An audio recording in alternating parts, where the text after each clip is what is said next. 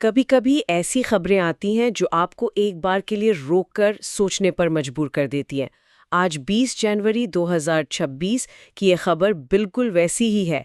NATO यानी वो गठबंधन जो जो दोस्तों को दुश्मनों से बचाने के लिए बना था, आज अपने ही दो दोस्तों के बीच टकराव का अखाड़ा बन गया है। और वो दोस्त हैं अमेरिका और डेनमार्क। हाँ, और इस सब के बीच में है दुनिया का सबसे बड़ा द्वीप ग्रीनलैंड। बिल्कुल। आज हम इंडिया टुडे के एक लेख की मदद से इस पूरे मामले की तह तक जाने की कोशिश करेंगे। हमारा मकसद सिर्फ खबर बताना नहीं है, बल्कि ये समझना है कि ये हो कैसे रहा है, इसके पीछे का इतिहास क्या है। और शायद सबसे जरूरी सवाल कि दुनिया के सबसे पुराने और ताकतवर सैन्य गठबंधन के लिए इसके मायने क्या हैं। तो आइए इसको थोड़ा और खोद कर देखते हैं। बिल्कुल। और ये सिर्फ जमीन के एक टुकड़े का विवाद नहीं है। नहीं, ये नेटो की आत्मा पर, उसके वजूद पर एक सवाल है। लेख एक बहुत ही बुनियादी सवाल उठाता है। क्या? तब क्या होता है जब आपका रक्षक ही आपके लिए खतरा बन जाए। चलिए आज जो हो रहा है पहले उसी से शुरू करते हैं। हाँ। लेख के मुताबिक अमेरिकी राष्ट्रपति ट्रंप किसी भी कीमत पर ग्रीनलैंड पर पूरा नियंत्रण चाहते हैं, जो तकनीकी रूप से डेनमार्क का एक स्वायत्त क्षेत्र है। और दूसरी तरफ डेनमार्क की प्रधानमंत्री मेटे फ्रेडरिक्सन ने साफ कह दिया है कि यूरोप को ब्लैकमेल नहीं किया जाएगा। ये सुनने में इतना अजीब लगता है ना। बहुत, कि नेटो का एक सदस्य देश अपने ही साथी सदस्य से सैन्य खतरे की आशंका जता रहा है। ये तो गठबंधन के सारे नियमों के खिलाफ है। और यहीं पर नेटो की सबसे बड़ी और शायद सबसे पुरानी दुविधा सामने आती है। हम सबने नेटो के आर्टिकल 5 के बारे में सुना है। हाँ, एक पर हमला सब पर हमला। एग्जैक्टली। वो इस गठबंधन की आत्मा है, लेकिन ये सिद्धांत हमेशा एक बाहरी दुश्मन को ध्यान में रखकर बनाया गया था, जैसे शीत युद्ध के दौर में सोवियत संघ। बिल्कुल। लेकिन एक बहुत बड़ी कमी की ओर इशारा करता है। नेटो का जो चार्टर है वो इस बारे में बिल्कुल चुप है कि अगर दो सदस्य देश ही आपस में भिड़ जाएं तो क्या होगा। मतलब किसी ने कभी सोचा ही नहीं था कि ऐसी नौबत भी आ सकती है। कभी नहीं। मतलब जिस घर को चोरों से बचाने के लिए बनाया गया था, उसमें घर के लोग ही आपस में लड़ पड़े तो क्या करना है, ये नियम किताब में लिखा ही नहीं है। बिल्कुल सही कहा। और इसी वजह से आज गठबंधन एक तरह से लकवाग्रस्त हो गया है। कोई नहीं जानता कि क्या करना है। और यूरोप की जो प्रतिक्रिया है वो भी इस उलझन को और बढ़ा रही है। हाँ, वो तो और भी दिलचस्प है। लेख के मुताबिक डेनमार्क को मिला समर्थन पूरी तरह से प्रतीकात्मक है। सोचिए जरा, ब्रिटेन ने डेनमार्क की मदद के लिए सिर्फ एक सैनिक भेजा है और नॉर्वे ने 2। हाँ, मतलब ये तो मजाक जैसा लगता है। बिल्कुल, ये सैन्य मदद से ज्यादा एक तरह का मजाक लगता है। ये मजाक नहीं, ये यूरोप की लाचारी को दिखाता है। वो डेनमार्क के साथ खड़े दिखना तो चाहते हैं, लेकिन कोई भी अमेरिका से पंगा नहीं लेना चाहता। हाँ, अमेरिका से सीधे सीधे पंगा लेने की हिम्मत कोई नहीं कर सकता।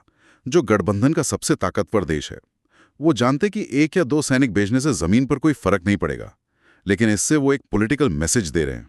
एक तरह का कूटनीतिक संतुलन। हाँ, कि डेनमार्क को दिलासा भी देना है और अमेरिका को ज्यादा नाराज भी नहीं करना है। लेकिन लगता है अमेरिका नाराज हो गया है।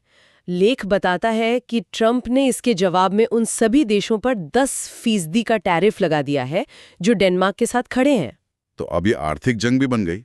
हाँ, मतलब अब ये लड़ाई सिर्फ जुबानी नहीं रही। और यही चीज इस स्थिति को और खतरनाक बना देती है। अमेरिका अपने आर्थिक और राजनीतिक दबदबे को गठबंधन के भीतर ही एक हथियार की तरह इस्तेमाल कर रहा है। ये बाकी छोटे सदस्य देशों को एक संदेश है, अगर तुमने हमारे खिलाफ मुंह खोला तो तुम्हें इसकी आर्थिक कीमत चुकानी पड़ेगी। ये तो गठबंधन की मूल भावना के खिलाफ है। बिल्कुल, वो भावना जो बराबरी और सामूहिक सुरक्षा पर आधारित है। अपने ही साथियों पर दबाव डालने वाला रवैया है। ये मुझे लेख की एक बहुत ही दिलचस्प बात की याद दिलाता है। अच्छा। लेख में एक शब्द का इस्तेमाल हुआ है, कर्म। और ये शब्द हमें सीधे 50 साल पीछे 1974 के साइप्रस संकट की ओर ले जाता है। ये आज की स्थिति पर एक ऐतिहासिक आईना रखने जैसा है। हाँ, ये तुलना इस पूरे मामले को समझने के लिए बहुत बहुत जरूरी है। देखिए, 1974 के उस संकट की पृष्ठभूमि को समझना होगा। ग्रीस और तुर्की दोनों 1952 से नेटो के सदस्य थे। मतलब पुराने सदस्य थे। हाँ, उन्हें गठबंधन के दक्षिणी हिस्से को कम्युनिज्म के फैलाव से बचाने के लिए एक दीवार के तौर पर शामिल किया गया था। लेकिन उनके बीच पुरानी दुश्मनी थी, सदियों पुरानी दुश्मनी थी, और साइप्रस द्वीप उस दुश्मनी का केंद्र था। हाँ, तो 1974 में साइप्रस में हालात बहुत अस्थिर थे, है ना। ग्रीस में सैन्य शासन था और द्वीप पर ग्रीक और तुर्की आबादी के बीच तनाव बहुत ज्यादा था। बहुत ज्यादा। तो लेख इस बारे में क्या बताता है कि चिंगारी कहाँ से भड़की? 1974 में साइप्रस में ग्रीस के जो सैन्य शासक थे उनके समर्थन से एक तख्ता पलट हुआ। अच्छा। इसका मकसद था साइप्रस का ग्रीस के साथ विलय करना, जिसे एनोसिस भी कहा जाता था। तुर्की ने इसे द्वीप पर रहने वाली तुर्की साइप्रस की आबादी के लिए एक सीधा खतरा माना। उन्हें लगा कि उनके लोगों का अस्तित्व खतरे में है। और फिर इसके जवाब में तुर्की ने पहले जुलाई और फिर अगस्त 1974 में 2 चरणों में साइप्रस पर हमला कर दिया। और उसका नतीजा क्या हुआ? ये तो नेटो के 2 सदस्य देशों के बीच एक सीधी जंग थी। और इसका नतीजा सिर्फ जमीन पर कब्जा नहीं था, इसने रातों रात द्वीप को बांट दिया, परिवारों को अलग कर दिया और एक ग्रीन लाइन खींच दी, जो आज तक है। जो आज तक साइप्रस की राजधानी निकोसिया और पूरे द्वीप को विभाजित करती है। ये नेटो के इतिहास का एक ऐसा काला अध्याय है जिसके बारे में ज्यादा बात नहीं होती। करेगा। और यही तो आज के संकट से इसकी सीधी समानता दिखती है। बिल्कुल। लेख के मुताबिक ग्रीस ने नेटो से मदद की गुहार लगाई।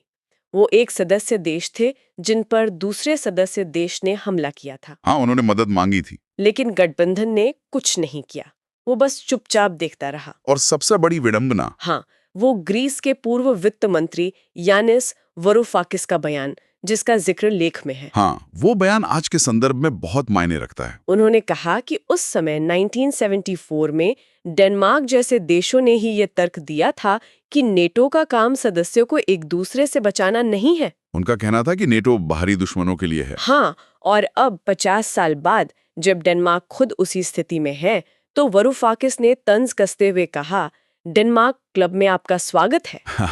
मतलब कर्मा इज रियल। मतलब जो नियम कल तक दूसरों के लिए था, आज वो घूमकर उन्हीं पर लागू हो रहा है। ये तो वाकई कर्म जैसा ही लगता है। बिल्कुल। अगर हम इसे बड़ी तस्वीर में देखें तो 1974 की घटना ने दशकों पहले ही नाटो की इस बुनियादी कमजोरी को उजागर कर दिया था। ये अंदरूनी झगड़ों के लिए बना ही नहीं था। इसका कोई डिजाइन ही नहीं था।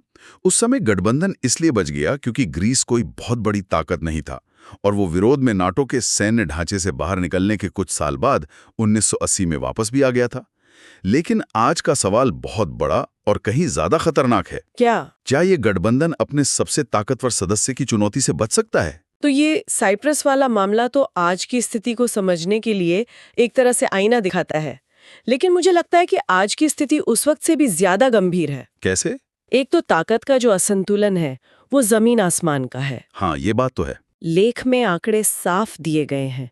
अमेरिकी रक्षा बजट लगभग $1 ट्रिलियन का है, वहीं डेनमार्क का 2025 का रक्षा बजट सिर्फ $10 बिलियन के आसपास है। मतलब कोई मुकाबला ही नहीं है। ये तो हाथी और चींटी की लड़ाई जैसा है। और यही सबसे बड़ा और सबसे महत्वपूर्ण अंतर है। अच्छा। 1974 में अमेरिका कम से कम कागज पर तो एक मध्यस्थ की भूमिका में था, भले वो एक बेअसर मध्यस्थ साबित हुआ। हाँ, वो कोशिश तो कर रहा था। वो दोनों पक्षों से बात करने और तनाव कम करने की कोशिश कर रहा था। आज अमेरिका खुद ही हमलावर पक्ष है। लेख में एक परिवार की लड़ाई का बहुत सटीक उदाहरण दिया गया है। कौन सा? उसमें कहा गया है कि ये ऐसी स्थिति है जिसमें घर का बड़ा या परिवार का मुखिया ही समस्या पैदा कर रहा है। और जब घर का मुखिया ही नियम तोड़ने लगे तो फिर पंचायत कौन बुलाएगा और इंसाफ कौन करेगा? ये पूरी डायनामिक्स को ही बदल देता है। शायद यही वजह है कि यूरोपीय नेताओं के बयान इतने सख्त हैं। हाँ। स्पेन के प्रधानमंत्री पेड्रो सांचेज ने तो इसे नेटो के लिए मौत की घंटी तक कह दिया है। और ये कोई छोटा मोटा बयान नहीं है।